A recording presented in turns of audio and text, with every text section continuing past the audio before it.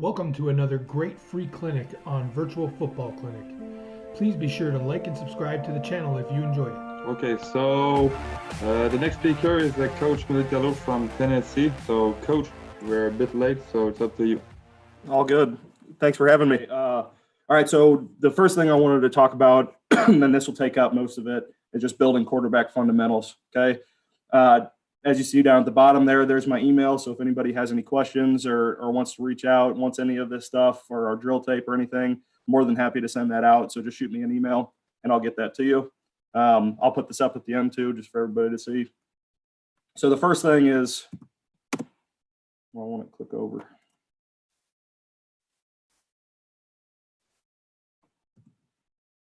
Sorry, it won't let me click right now. All right, so what we're chasing at the quarterback position, okay? This is just general overview. So the first thing that we're chasing is predictable outcomes, okay? So when we put the ball in your hands as a quarterback, we want to have an idea of what you're going to be able to do with it, okay? And obviously there's not for certain, we want you to do this, so this is going to happen, but we want to have an idea that there's going to be predictable outcomes. The second piece is sustained success, okay? And we'll talk about this a ton with our quarterbacks, is everybody can make a throw from a bad body position or bad footwork or a bad arm angle because they're talented enough to play at this level or at whatever level that they're at.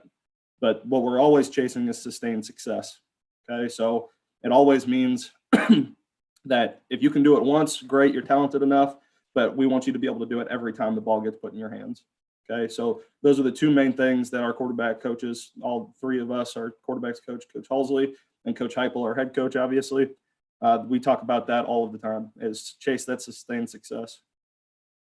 Okay, so then it takes you to the sole biggest detractor of QB fundamentals, okay? The major thing that takes away from QB fundamentals all of the time is talent.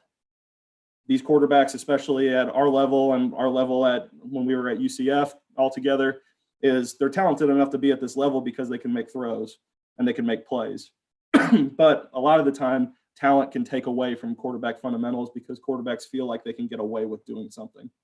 But again, that's why we always chase that sustained success and predictable outcomes, because your talent will let you do it once.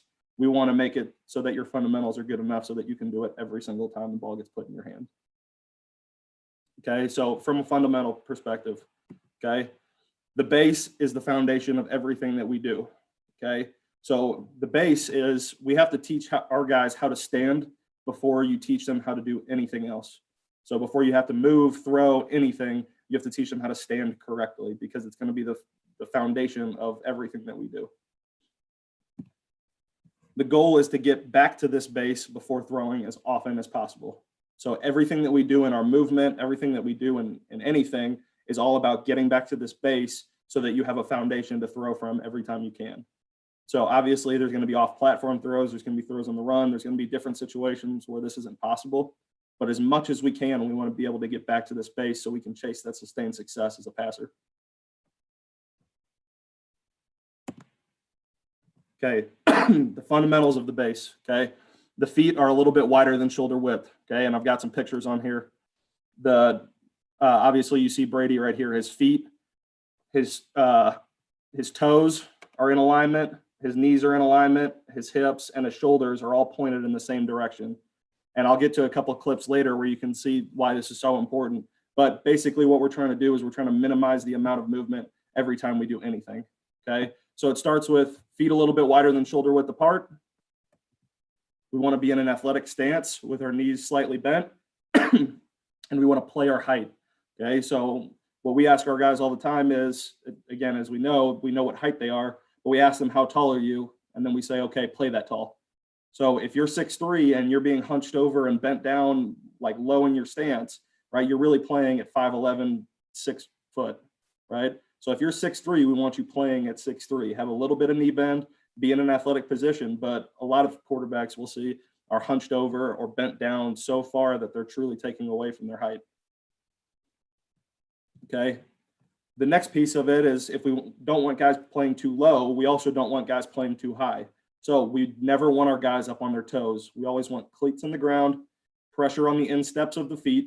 So that means truly on those insteps, like we're pushing off of a mound is what we like to say, like we're playing baseball. And then we want to be on the balls of our feet. So never on your toes and never on your heels. We want to be right there, kind of in that middle balls of your feet area on your insteps. Okay, what this allows us to do, it allows us to move, it allows us to throw, and it allows us to move and throw without taking too much extra movement. Because what we always say is our playing quarterback is all about taking away all of the unnecessary movement. We want to move as little as we possibly can while still being productive and still being in a good position to be able to throw.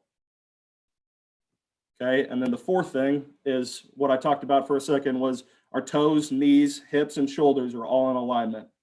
Okay, so if that right foot is kicked back behind that left foot and we're in a kind of strange cockeyed position, we're going to have an extra step before we want to do anything, throw the ball, anything.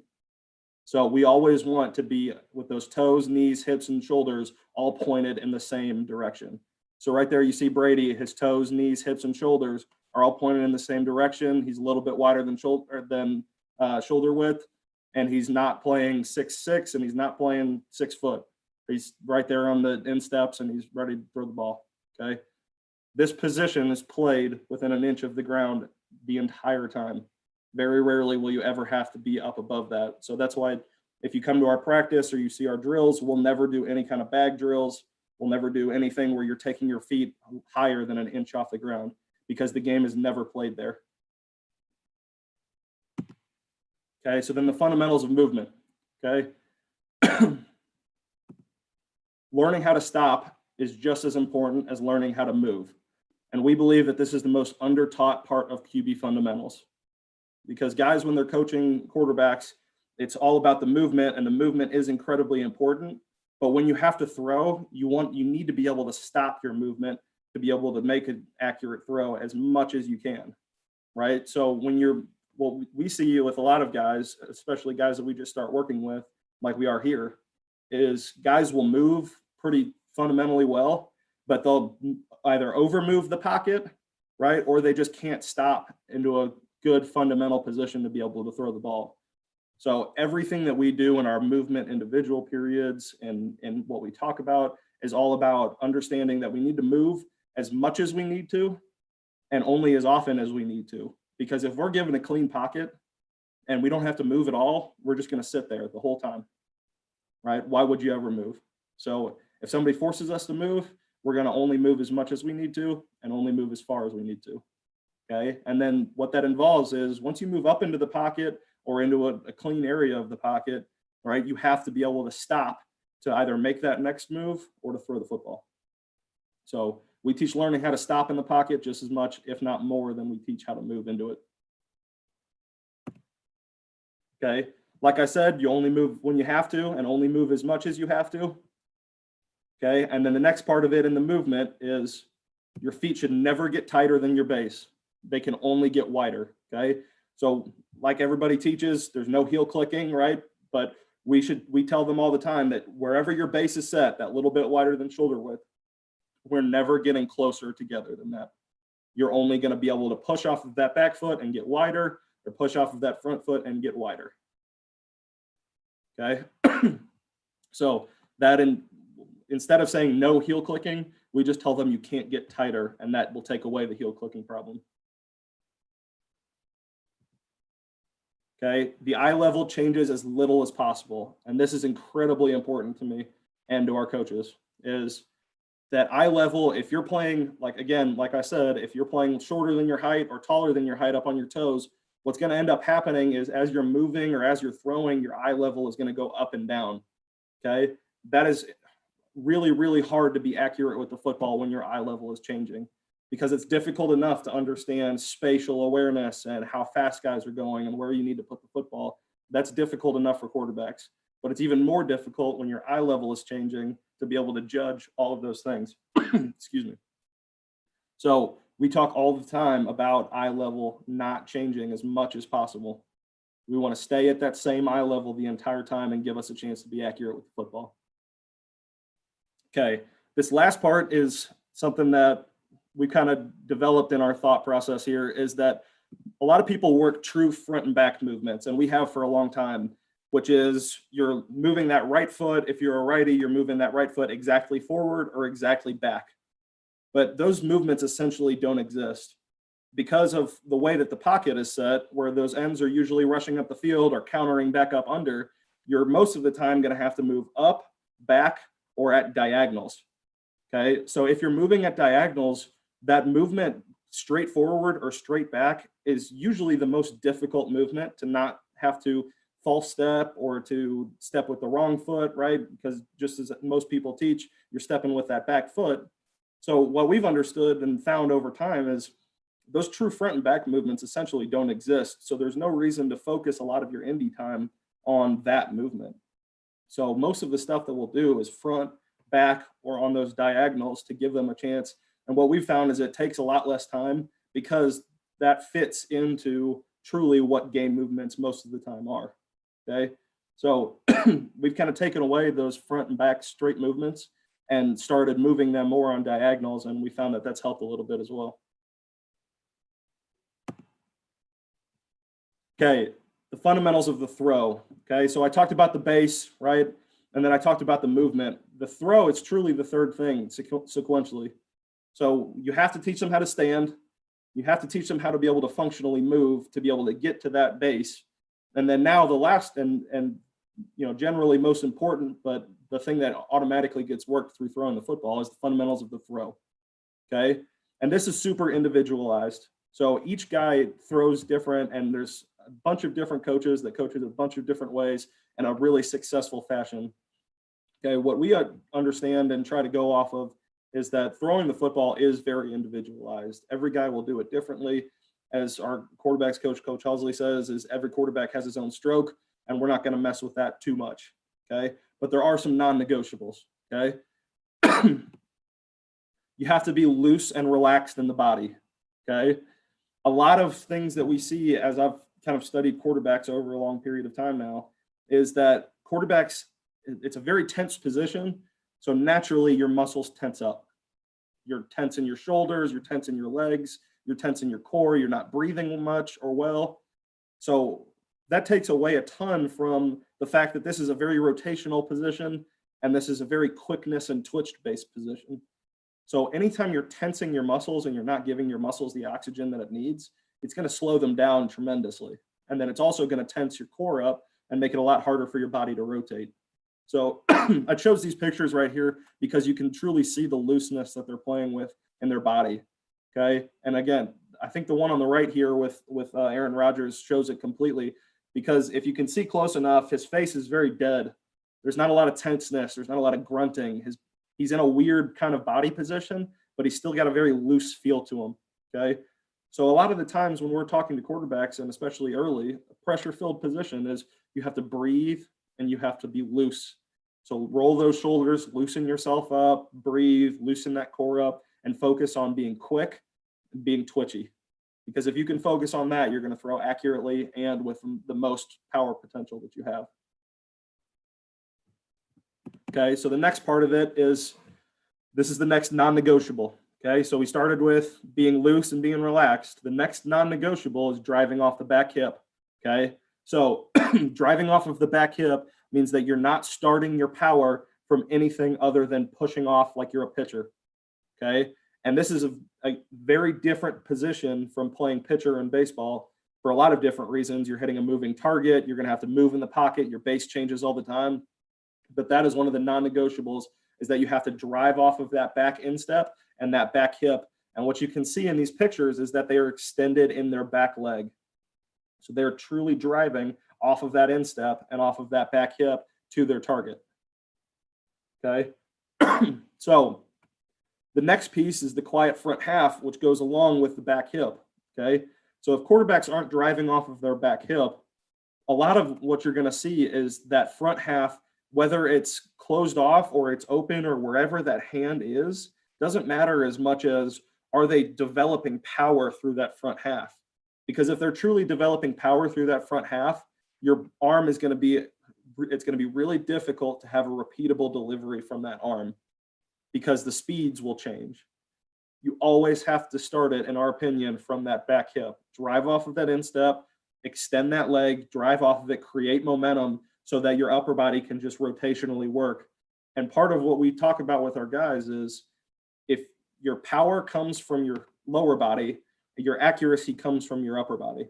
Okay. Obviously, there's a little bit of both, right? There's going to be power coming from your arm, especially with these two guys on the left. That guy on the left has a lot of layback in that arm. It's super powerful. But if your upper half can be repeatable, that same delivery every time, and not a lot of momentum's being driven from that front half, then you're going to be at your most powerful all of the time because you're driving it from that back hip. You're also going to be your most accurate as much as possible because your accuracy is being developed from that repeatable delivery in your top half. Okay, so this is the next huge non-negotiable for throwing a football for us, is that you have to be able to drive off of that back hip and have a quiet front half. And what we say with the quiet front half is your front half only opens when it has to. Your back half, your arm, and your hip and your arm are what's driving the movement forward, and your front half just opens when it has to. Okay. Obviously, it'll open at the same time because that's how your body mechanics work. But if you're thinking I've got to open it with my front half first and let my arm trail, it's going to be really difficult to have that repeatable delivery every time. Okay.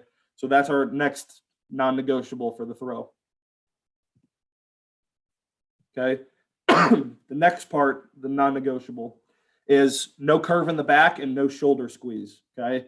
And I'll explain this here. So no curve in the back means that, and these guys are showing it, and there's not a lot of great pictures out there, but if you're curving in your back and you're kind of leaning back in your upper body, what we show our guys, you can do this anywhere in the meeting room, wherever, you can do it right now, is try to lean back and rotate, and you'll feel your core completely tighten up through those obliques. And again, this is an incredibly rotational position, right? All of your accuracy, what we talked about, is being able to be repeatable through that rotation, right? So if you're leaning back, you're going to have a lot of issues in that rotation because you're completely locking your obliques up. So we just tell our guys, stand up, lean back, and try to rotate and feel how tight that is. Then lean back to a normal position and do the same movement, and it's going to feel a lot easier to be able to rotate. Okay. The next part accomplishes the same thing, which is the shoulder squeeze. Okay. So what we see in these pictures especially is none of these guys are clenching their traps and their back muscles together. Okay.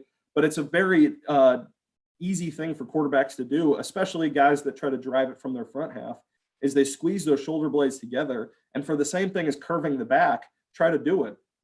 Squeeze those shoulder muscles together and try to rotate and feel how locked up you are through your obliques, right? And that fits into the tenseness as well. If you're tensing those back muscles and then their shoulder muscles, you're killing your rotational ability, right? So again, it all fits into this is all killing rotation if you're leaning back and squeezing those shoulders. And you'll be surprised how many quarterbacks actually do this. And it's killing your rotational ability. Okay, so that's one of the absolute non-negotiables that we talk about when we first start with our guys. Okay, and then no hinge in the hips.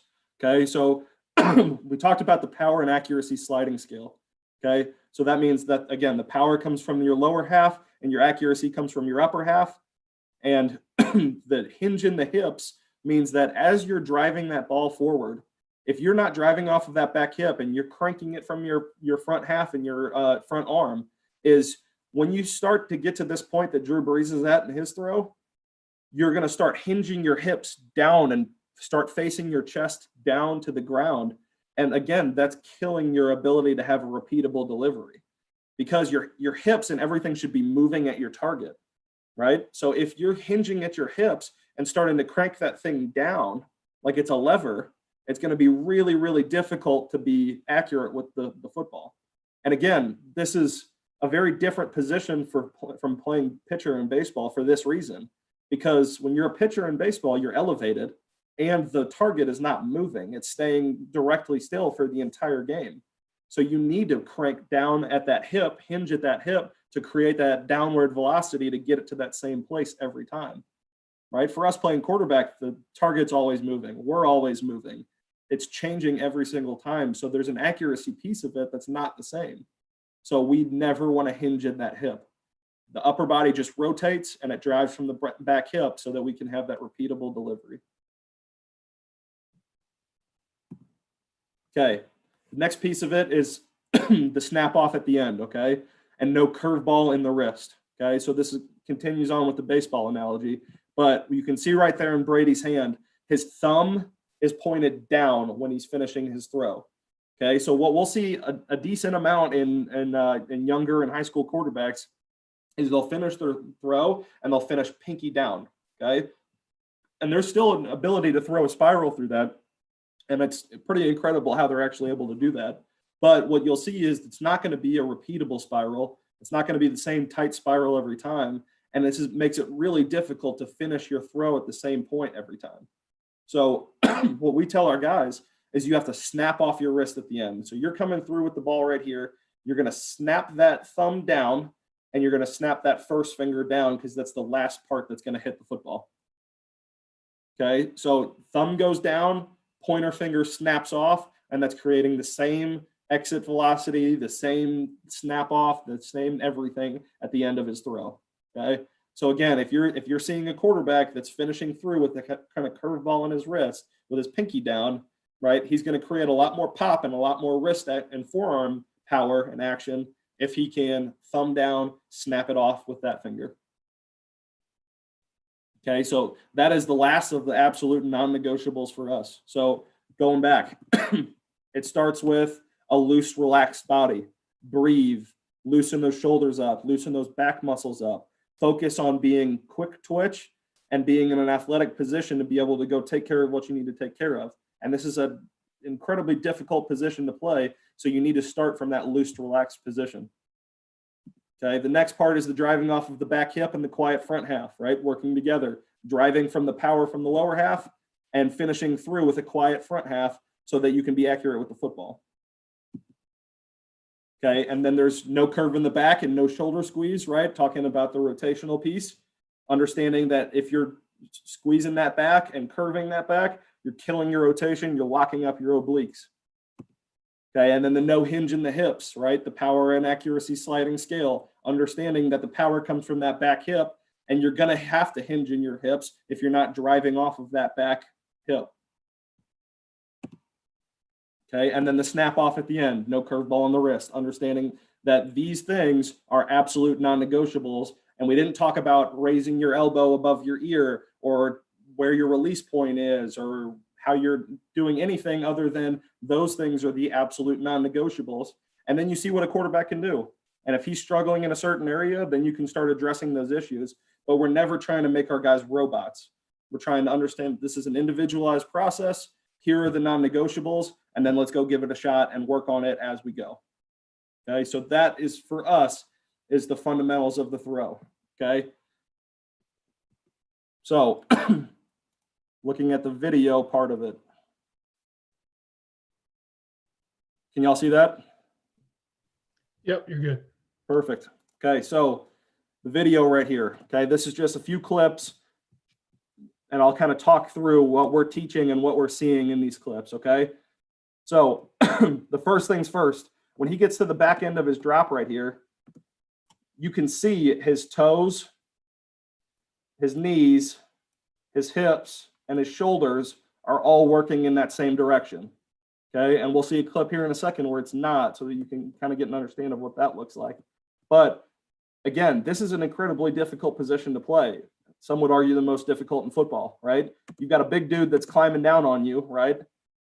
And another dude that's taking a free shot on you, right? Our job is to be able to make as little movement as we possibly can to still be accurate with the football and deliver it with as much power as we can. So you can see there's a looseness in his upper body, right? There's some action in his feet. Again, he's never getting more than an inch off the ground, but there's some looseness to him. And here's the main point about the movement that we were talking about is everybody teaches people how to move, and everybody knows that this is the direction that we have to move in, right? Where we understand and try to work on is the stopping point so that we can make this movement off of the first guy and then keep yourself far enough back so that we can get this throw off, still take this shot like anybody would, right? But we're not going to move into this pressure more than we have to. Only move when you need to, and he needs to, but only move as much as you need to so that you can soften this hit and truly get through your motion. So right there, that's where I believe, and we believe, that teaching the ability to stop is going to create completions like this and help soften that hit.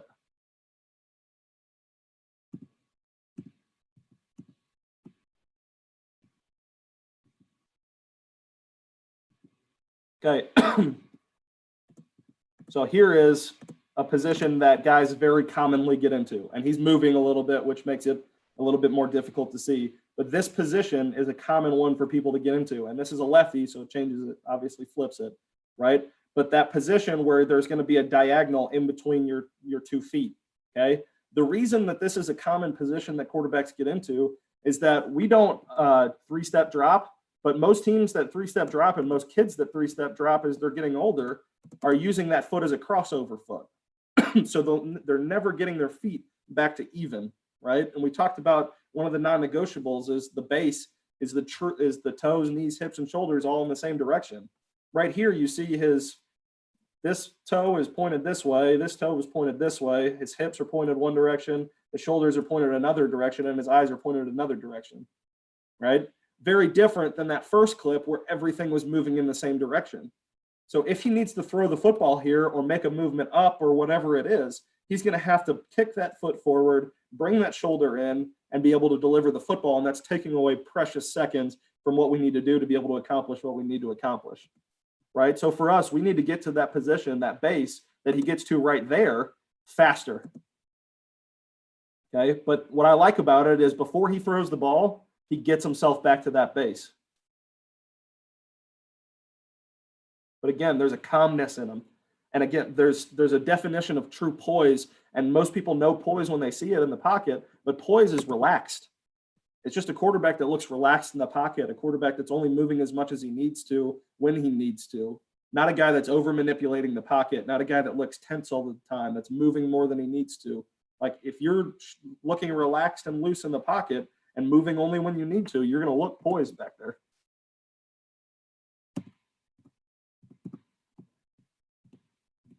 Okay, another clip. Okay, better job here. He gets his toes pointed in the same direction, but you can still see his toes are pointed there and his shoulders are pointed in one direction. So we can make that even better. And this was an issue that he had all of the time, especially thrown to his left, because he would get into that kind of position right here, again, pointed in different directions, is he would be behind on his throws coming across from the left. Okay, this is something that we worked all of the time with this quarterback. And again, this position has so many different things that go into it. We have to be working it nonstop. Okay, so now that we're at Tennessee, just showing a couple of the guys that have played over the last couple of years, some of the things that we've talked about with them and some of the things that we've talked about fixing as quarterback coaches, okay? So quick throw, right? Easy one to be accurate with, not worried about any of this stuff. And both of these quarterbacks that you'll see are very talented individuals, and we've talked to them all the time. Your talent is going to be a detriment to your fundamentals if you let it be.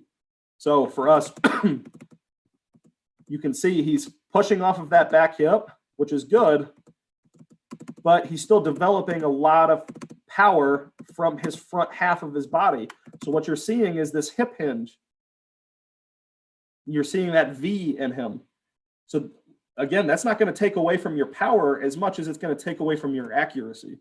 It's going to be very difficult to be repeatable from that position if you are hinging at that hip and driving everything from your front half.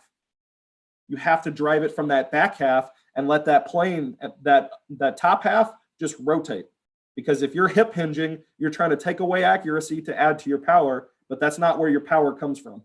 Okay, so we shouldn't have that sliding scale of I want to take away from my accuracy to have more power. You're going to have plenty of power from your back hip. Just work on that rotational, repeatable delivery that we can use in our top half.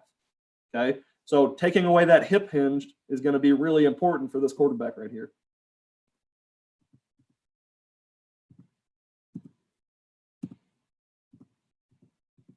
Okay, another quarterback. Does a good job getting into his base, right? He's a little bit wider than shoulder width. Okay, what you can see right here is that right leg never truly extends to his target. He's not really driving off of his back hip. got his foot in the ground, and he's starting his rotation too early. So you see that hip start to drive through. Well, you haven't put any power back behind that hip. So if you're just rotating with your hips, it's that same sliding scale just working in the opposite direction. Now you're taking away from your power to try to give yourself some accuracy. But again, you need power to be able to throw it. So what I'm assuming is going to happen here is he's going to have that hip hinge, right? And you can see that start to work right there. There's that V again, right? It's hard to throw the ball without power, right? So if you're taking away all that power from that back hip and just rotating, you're going to have to hip hinge, right? So what we want to see is we want to see him drive off that back hip. I want to see that glute engage and that leg extend so that we can just rotate with that upper body and take out that hip hinge.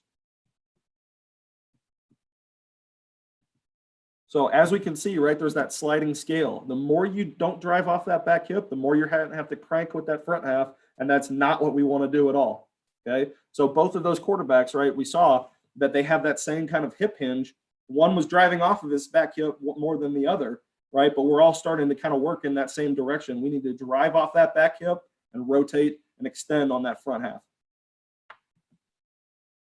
Okay, so there's 5 clips right there. Those are the only ones that I pulled. But those are, that is the basis of what we do right there, talking fundamentally and fundamentals of the throw, okay? And again, both of those throws right there were completions in big games, right?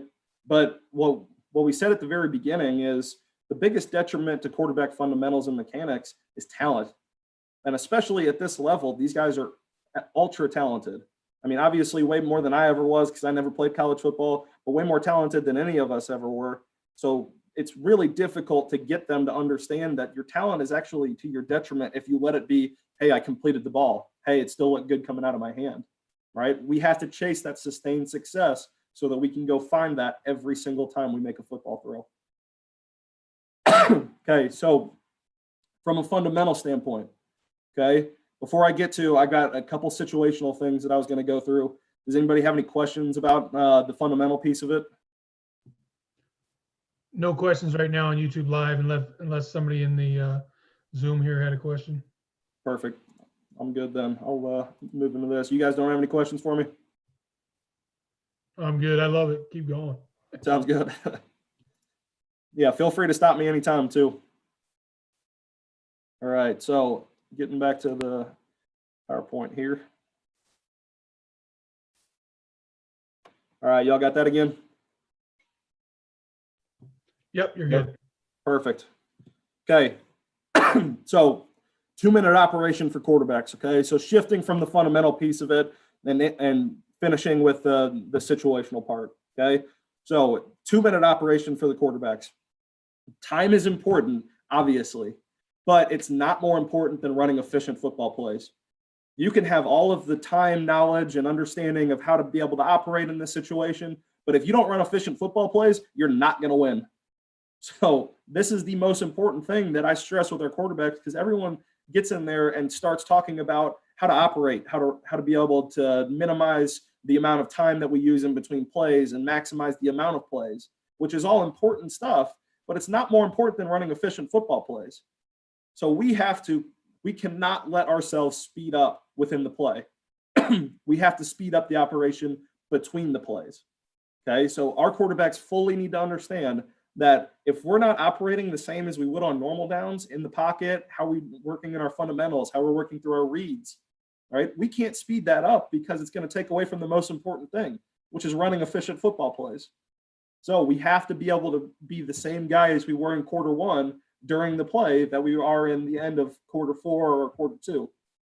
Okay, so we have to speed our operation up between the plays, and that's obvious, but we have to be the calm in the storm.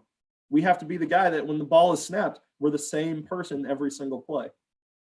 Okay, so this to me is where we have taken some strides in understanding how to operate in 2 minutes, is that we understand that time is important, but it is not more important than running football plays, running efficient football plays. Okay, and then this is the next thing that I kind of developed over the last few years is I have game day cards, and which I'll show you an example of one here in a second. And then I always have a small 2-minute call sheet for the quarterbacks to see. So Coach Heupel is our play caller for the last few years. right? He has his list of calls that he's going to make in a 2-minute situation. I will always have that printed out on a small laminated copy and have that for the quarterbacks to look at before we go into any 2-minute situation. Okay, so I'll always have those in my back pocket. Okay, so the game day card. Okay, this is our 2-minute game day card. Okay, and it just has reminders for the QBs to read through as before we even get ourselves into a position to be able to go into a 2-minute drill. Okay, there's a couple reasons why I do this. Okay, one is because it's good. There are good reminders for our quarterbacks to be able to read through before they go play. Okay, the second part of it is in any important situation in a game, your blood pressure is going to spike, your eyes are going to be spinning, you're going to be moving a million miles an hour. If you can get yourself to calm down enough to be able to read through this checklist, you're going to bring your blood pressure down. You're going to breathe normally. Okay. What guys will do is if they're feeling like the moment is too big for them, they're going to speed themselves up. They're going to try to work through way too much in their mind than they're actually able to do. I just want them to be able to calm themselves down enough to read through this checklist, give themselves some good reminders, and be able to breathe as we're going out there to go take care of business. Okay. So reading through these, okay, we want to maximize the amount of plays. Okay. Which again, time is nothing compared to running efficient football plays and running the most efficient football plays we can. Okay. So if we need a TD, how we have to go for it on all 4 downs, obviously. End of game gives us a chance at the end zone. Okay. So never end the game with the ball in your hand. Right. But we're going to have to go for it on all 4 downs. So what you're going to have to understand is if we need a touchdown, that's really all it means. You don't have to understand every little piece of it. Leave that up to the coaches. Just know that we're going to go for it on 4th downs, and you got to give us a chance at the end zone if it gets to the end of the game. Okay. If we need a field goal, we say get us to the 22-yard line. And this will change based on obviously where your kicker is able to kick from. But that's our just general going into a season. That's usually where we'll set it at. Okay. We want to score when we get down there. Okay. So obviously we get to that 22-yard line mark. We don't want to leave it up to a kicker, right? We want to be able to go finish the games for ourselves, but we can't risk those 3 points. So understand that your risk reward is going to have to change there when you need a field goal. Okay. If you need a touchdown, you get down to that area, your risk reward stays the same. But if you just need a field goal, we want to be able to score without putting it in the kicker's hands, but we can't risk those 3 points. We can't make a detrimental decision. Okay. The next part, be a calming influence, right? Be the calming storm. Don't force something, just go execute, right? Run efficient football plays like you do in every single period of practice and every single play in a game. Just go execute. Don't force something. Okay. No sacks or long scrambles, right? Those are clock killers. If the play is dead or the pocket collapses, find a way to get it out of your hands, right? Obviously, we're not trying to, our risk reward is going to change as we're going through it, right? But if the play is dead or the pocket collapses, we tell our quarterbacks all the time, in any situation, your job is to turn negatives into zeros and zeros into positives. Quarterbacks that are all-time one way or another, bad play or great play, are guys that try to turn negatives into positives. Because what happens is those negatives are going to turn into some positives sometimes, but more often than not, you're going to take too many negatives or you're going to make a negative worse. So we have to, if a play is dead or a pocket collapses, that's set up to be a negative. We got to find a way to make that thing a zero. Okay. Now, if a receiver falls down or a receiver runs the wrong route, whatever it is, that play is set up to be a zero, right? You could throw it away, have it incomplete, whatever it is. Our job is to take that zero and now make it a positive, right? So it works the same in 2-minute drill. Okay. The head coach calls timeouts. He's the only person allowed to do that for us. And then again, throw away for them to understand that the clock stops when the ball hits the ground. So just a rule point right there. Okay. If we're running with the ball, we want to go get the first down, get vertical for as many yards as you can, and get down. Okay. Now, the next piece of that is don't give them a chance to pile up on you, pop right back up, and always give the ball to the official. Okay.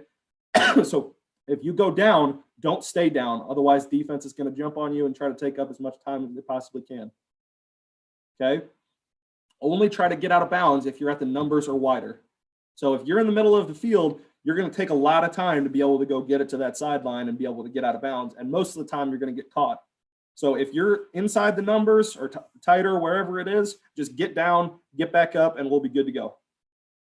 Okay. And then, like I said, always give the ball to the official, never put it on the ground. You're leaving it up to somebody else's hands of, is it a fumble? Can they dive on it? Are they going to review? Whatever it is, those are clock killers. We absolutely cannot have it. So again, that's the 2-minute card that I give to the quarterbacks before any 2-minute situation.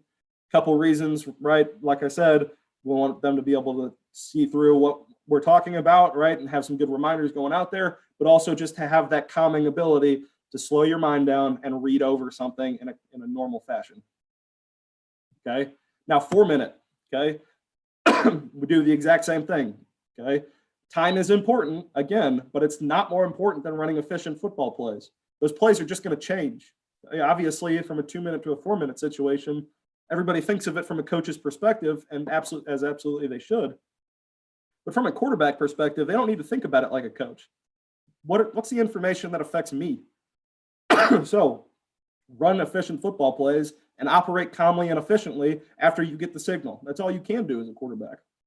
So again, I'll have that small 4-minute call sheet. These are the plays that we're thinking about.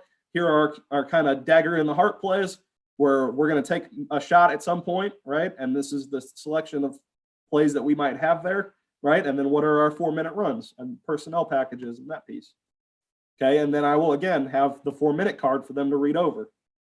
Okay, so for us, we will sugar huddle after every play. So automatically get the O-line, get the tight ends, get the running back into that sugar huddle. Okay, the receivers for us will stay out. Okay, we do that partially because of the splits we play at. We play from really wide splits, but also there's really no reason for our receivers to be in there. We don't get in too many nub sets or different unbalanced type sets. Okay, at times we will full huddle, but most of the time it's sugar. Okay, the next part we've adjusted a little bit this past season. We used to do break the huddle at 12, snap it at 2. Okay, now we're doing break the huddle at 10 and snap it at 2. The reason being, we don't want those guys sitting in their stance for too long. Okay, and we found that 10-second mark is about right for being able to run up to the line of scrimmage, get in your stance and snap it. Okay, for a quarterback, give yourself a little bit more time, or if it's motion or check. So maybe break it at about 15 or 14. It depends, again, on what the check is, what the motion is. But if you're giving yourself a motion or a check, you're going to have to give yourself a little bit more time at the line of scrimmage. Okay. If it is a freeze play or a sideline check, we're going to break the huddle as soon as you get the signal. Okay. So if we call the play, you get up there, you got to look to the sideline to see if we're going to run that play. Just break it as soon as you get the signal, and gives us the most amount of time to be able to understand what's going on. Okay. Carry out your fake and then follow the ball. Expect it to be fumbled. Okay, so we want to carry out our fake. We want to do our job on the play, but we have to expect that play on every single 4-minute run to be fumbled, because we need to put ourselves in a position to, 1, jump on the fumble, or 2, make a tackle for no gain or for a few yards and give our defense some kind of chance to go win. I had a clip at UCF, and I need to be able to pull it here too, but there's a clip back when Coach Heupel was at Oklahoma where a quarterback handed the ball off in a 4-minute scenario. The running back fumbled it. The quarterback was nowhere to be seen, and the defender returned it for 40 yards, where if that quarterback was following the ball, he could put himself in a position to get the guy down for 5, 6, 7 yards and give your defense a better chance in that scenario. Okay, so if we throw the ball, right, if we put those dagger in the heart plays in, okay, a scramble or a sack is way better than an incompletion. Okay, right? If you are in a position where you're going to have an incompletion or a difficult throw, just go down with it or scramble, take up as much time as you can, right? But an incompletion in that situation is not what we want, okay? But be ready for, again, that nail in the coffin shot, right? Take the shot if it's there. We're saying we're okay with an aggressive incompletion, right? Take that shot, try to go end the game. But if that shot's not there, or if it's not the look that you wanted, right, or the throw that you wanted, scramble, go down, do whatever you need to, but keep the clock moving. So if we're telling you that it's okay to pass, we're saying it's fine if you have an incompletion. Just make sure it's an aggressive incompletion, no stupid ones. Okay, and then remind your teammates that a penalty will kill us. No penalties. Okay, so when we're in the huddle, keep reminding them no penalties. Okay, and then that next part, if running, always stay in bounds and keep the clock moving. Don't fight for extra yards. If you're going to get on somebody's edge and he's starting to tackle you, just go down and don't give him a chance to rip at it. And then ball security is everything. In a 4-minute situation, the defense has nothing to lose. They will go all out, rip the ball, rip at your face mask, whatever they need to do, go dirty. It does not matter to them. They need to try to get the ball back to give themselves a chance to win. Okay, so that right there is the 4-minute scenario, and the 2-minute scenario before from the quarterback perspective, or from our perspective for the quarterback position. So that's pretty much all I got. So if anybody has any questions, I'm more than happy to answer them or talk about anything. That was awesome, Coach. There's no questions on YouTube Live. So unless somebody in the Zoom had a question, or Matt, if you had a question. No, that's it for me. That's thank you, Coach, for your time. I think you were on the field earlier, so Yeah, no, it's all good. Day, it's all good. No, I appreciate you guys having me a lot. It was fun to be able to do this. Yeah, it was awesome hearing the quarterback position broken down like O-line coaches break down their stuff. So love it. Hey, a lot of fun. If we can do everything more like offensive line coaches, then we're going to be okay. Yeah, bad jokes, a lot of bad jokes. You got to be ready. No question. I love it. All right. Thanks again for your time, Coach. Absolutely. Thank you, guys. See you later. Okay. Thanks. Bye.